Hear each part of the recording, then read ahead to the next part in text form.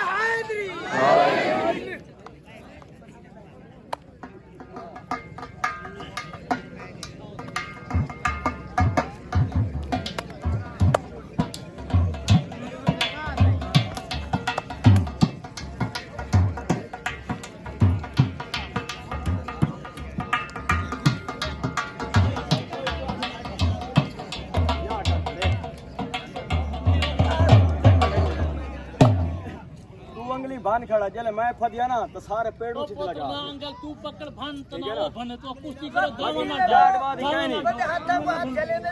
बते बनने थोड़ा दिखा फिरा फिरा बात लो क्या बात है ताड़ी ताड़ी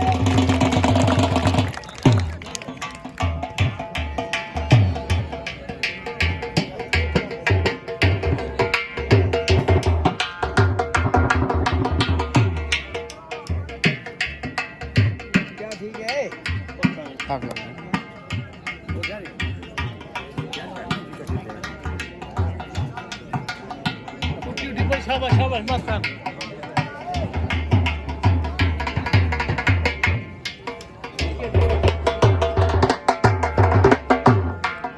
तगड़े आ जाओ फिर ना को